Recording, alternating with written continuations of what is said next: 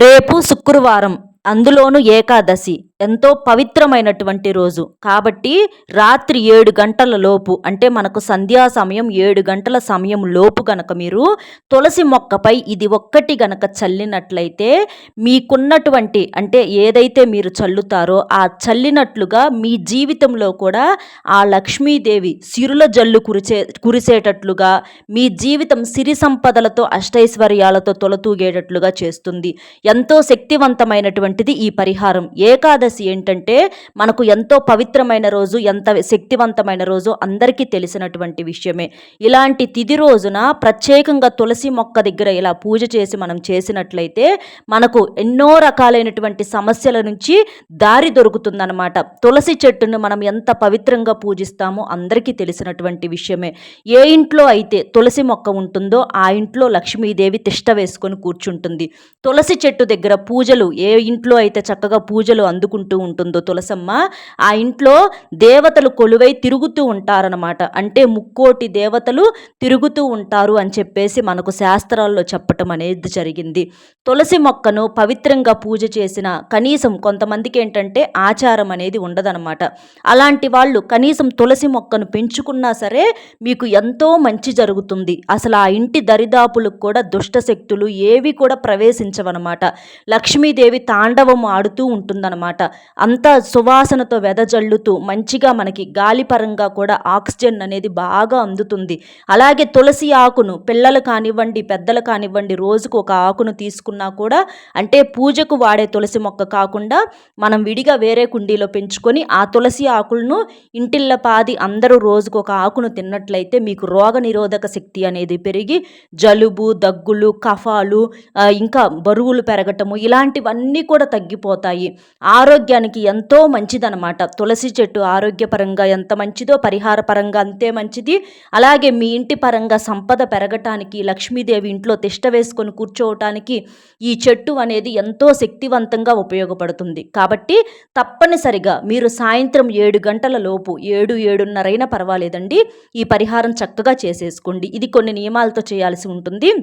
అది చూసే ముందర ఒక రిక్వెస్ట్, వీడియో పూర్తిగా చివరి వరకు వినండి. అలాగే ఒక్క లైక్ ఇచ్చి సపోర్ట్ చేయటం వలన వీడియో మరికొంతమందికి చేరే అవకాశం అనేది ఉంటుంది.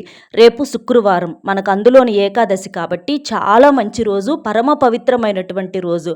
చక్కగా ఉదయాన్నే లేచి ఇంటిని వాకిల్ని శుభ్రం చేసుకొని, వాకిట్లో కూడా చక్కగా కడుక్కొని ముగ్గు వేసుకొని, అంటే అష్టదళ పద్మ ముగ్గు ఉంటుంది కదా, శుక్రవారం కాబట్టి చక్కగా ఆ ముగ్గు వేసుకొని కాస్తంత పసుపు కుంకుమలు చల్లుకొని, అలాగే గడపకు కూడా పసుపు రాసేసి కుంకుమ బొట్లు పెట్టుకొని, గడపకు కూడా మామిడి తోరణాలు కానివ్వండి, వేపాకులైనా ఇట్లా కట్టుకోవచ్చు అనమాట. ఇలా కట్టుకోవటం వల్ల చాలా మంచి జరుగుతుంది.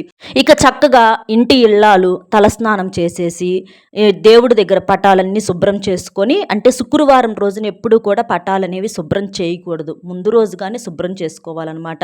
చక్కగా గంధము కుంకుమలతో అలంకరణ చేసుకొని, మందార పువ్వులు ఉంటే మందార పువ్వులు, లేకపోతే గులాబీ పువ్వులు, మీకు ఏ పూలు అందుబాటులో ఉంటే ఆ పూలు, పసుపు రంగువి, తెలుపు రంగువి కానివ్వండి, ఎరుపు రంగువి కానివ్వండి, చక్కగా పటాలకు అలంకరణ చేసి, లేదా మల్లె పువ్వుల మాలైనా వేసుకోవచ్చు, కనకాంబరాల మాలైనా వేసుకోవచ్చు. ఇట్లా ఏ ఉంటే అవి చక్కగా అలంకరణ చేసేసి ఇంట్లో దీపారాధన చేసుకోండి. అలాగే ఇంట్లో దీపారాధన చేసి మీరు తులసమ్మ దగ్గర కూడా దీపం వెలిగించుకోండి. మీరు ఇది సాయంత్రం సంధ్యా సమయంలో చేసుకుంటే మీకు ఇంకా మంచి ఫలితం అనేది వస్తుంది. కుదరదు అనుకుంటే ఉదయమైనా చేసుకోవచ్చు. కాకపోతే దేవతలు, అంటే లక్ష్మీదేవి సంచరించే సమయం అనమాట సాయంత్రం భూలోకాన.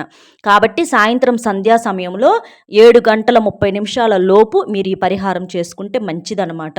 అట్లా తులసమ్మ దగ్గర కూడా చక్కగా శుభ్రం చేసుకొని, తులసమ్మని ఏంటంటే కొంతమంది అట్లాగే ఉంచుకుంటారు, కానీ ఎప్పటికప్పుడు ఆ ఆకులు, అంటే రాలిన ఆకులన్నీ కూడా తీసేసుకొని చక్కగా శుభ్రం చేసుకోవటము, అంతా కూడా శుభ్రంగా క్లీన్ చేసుకొని ముగ్గు వేసుకోవటము, ఇలాంటివి కూడా చేసుకుంటూ ఉండాలి.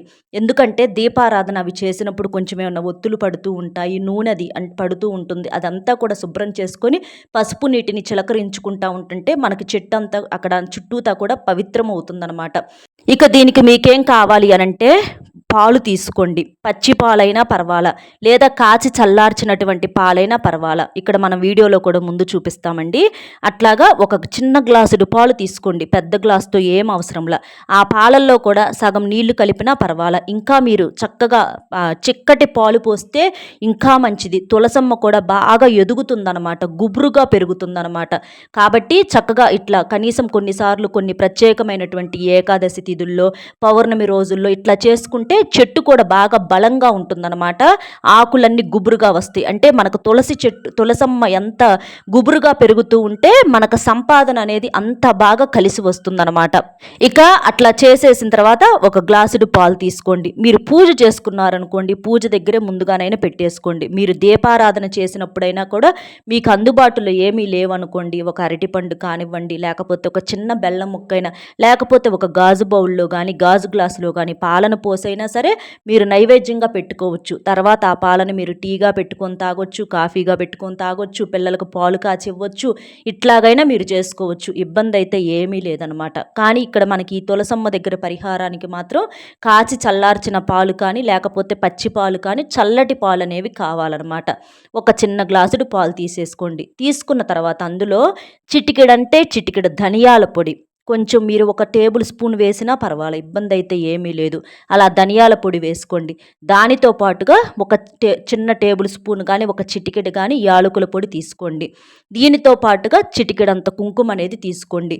ఈ మూడింటిని కలిపి మీరు ఆ పాలల్లో వేసేసి కలిపేసేసేయండి. కలిపిన తర్వాత ఆ పాలను మీరేం చేస్తారంటే తులసమ్మ మీద చల్లాలి. అంటే తులసి చెట్టు యొక్క ఆకుల మీద, అలాగే మనకి మిగిలినవన్నీ కూడా వ్రేళ్ళు తడిచేటట్లుగా చుట్టూతా కూడా పోసేసేయాలి. ఇలా చేయటం వల్ల ఏంటి అనంటే మనకి ఆ తులసమ్మ మీద మనం ఎట్లాగైతే పాలను చల్లుతామో, పాలు అంటే ఏంటి, పాలు కూడా లక్ష్మీదేవి రూపం. పాలుల్లో పెరుగులో కూడా మనకు లక్ష్మీదేవి ఉంటుందన్నమాట. అలాంటి పాలను చెట్టు మీద మనం చల్లినప్పుడు ఏంటంటే మనకు సంపాదన పరంగా కూడా అన్ని అవకాశాలు, అంటే మనకు అన్ని రకాలుగా డబ్బులు కలిసి రావటానికి, నాలుగు దిక్కుల నుంచి డబ్బు దూసుకురావటానికి, మన జీవితంలో కూడా సంతోషాలు వెదజల్లటానికి ఇట్లా మనం తులసమ్మ మీద, పైన చెట్టు మీద, అలాగే మిగిలినవన్నీ కూడా వ్రేళ్ళు తడిచేలాగా పొయ్యాలన్నమాట. అలా చెట్టు మొదట్లో పొయ్యాలి. అలా పోయటం వలన మీకు సంపద అనేది బాగా వృద్ధి చెందుతుంది. అలాగే ఇంటి పరంగా ఉన్నటువంటి ఏదన్నా దోషాలు, చెడులు అన్నీ కూడా తొలగిపోతాయి. ఆ ఇంట్లో లక్ష్మీదేవి తాండవం ఆడటానికి, తిష్ట వేసుకోవటానికి, అలాగే జ్యేష్ఠాదేవి బయటికి వెళ్ళిపోవటానికి ఈ పరిహారం చాలా శక్తివంతంగా ఉపయోగపడుతుంది. ఇక్కడ ధనియాల పొడి ఎందుకంటే ధనియాలు లక్ష్మీదేవి రూపాలన్నమాట. అంటే ధనియాలు ఏ ఇంట్లో ఉంటాయో ఆ ఇంట్లో ఎప్పుడూ లక్ష్మీదేవి ఉంటుంది. యాలకులు డబ్బును బాగా ఆకర్షిస్తాయి. కాబట్టి యాలకుల పొడిని అది చిటికెడు, ఇది చిటికెడు వేసుకోవాలి. పాలు మనకి ఎంతో పవిత్రమైనవి, శుద్ధి అయినవి అనమాట. ఇలా చల్లేసేసి ఇక మీరు తర్వాత దీపం పెట్టేసేసి మీరు ఏదన్నా నైవేద్యంగా పెట్టేసేసి చక్కగా హారతి ఇచ్చేసేసేయండి. అలా చేసేసి మీరు మామూలుగా ఇంట్లో కూడా దీపారాధన చేసుకుంటారు కదా, అది ఇంటిల్లపాది ప్రసాదంగా మీరు ఏదైతే నైవేద్యంగా పెడతారో అది స్వీకరించుకొని మీరు అంటే చెప్పుకోండి, బాగా సంపాదించుకోవాలమ్మా తల్లి, మా ఇంటిని ఎప్పుడు వదిలిపెట్టకు, మాకు అంటే మంచి ఆరోగ్యాన్ని, సంతోషాన్ని, మనశ్శాంతిని ఇవ్వు, మేము డబ్బు పరంగా బాగా సంపాదించుకోవాలి, ఒక స్థాయికి రావాలి, మమ్మల్ని ఆశీర్వదించు తల్లి, ఎప్పుడు మా ఇల్లు కలకలలాడేటట్లు చెయ్యమ్మా పిల్లా పాపలతోటి, మాకు సంపాదన పరంగా బాగా కలిసి వచ్చేలా చెయ్యి, మా భర్త సంపాదనను పెంచు, మా ఇంట్లో బాగా అంటే సంపద పరంగా ఒక మంచి ఇల్లు కొనుక్కోవాలి, ఒక మంచి బండి కొనుక్కోవాలను, కారు కొనుక్కోవాలను, లేకపోతే మంచిగా బంగారం కొనుక్కోవాలి, తాకట్టులు ఏమన్నా ఉంటే విడిపించుకోవాలి, మేము నలుగురిలో ఒక స్థాయిలోకి రావాలి, మంచిగా ఎదగాలమ్మా, నీ చల్లని చూపులు మా మీద ఉంచమ్మా, మా మీద కరుణ చూపించమ్మా అని చెప్పి ఆ తల్లి యొక్క అనుగ్రహం కోసం చక్కగా మీరు దండం పెట్టుకోండి.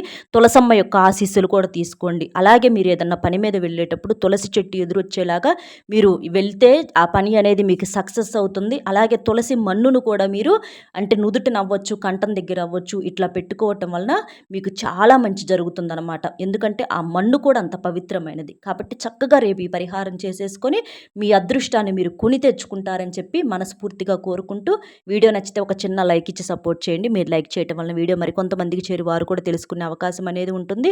అలాగే మీకు తెలిసిన మిత్రులు కూడా షేర్ చేసి, మొట్టమొదటిసారిగా మన ఛానల్ చూస్తుంటే సబ్స్క్రైబ్ చేసుకుని పక్కనే ఉన్న ఆల్ అనే బెల్ని క్లిక్ చేస్తే నేను పెట్టే ప్రతి వీడియో ముందుగా మీకు నోటిఫికేషన్ రూపంలో చేరుతుంది.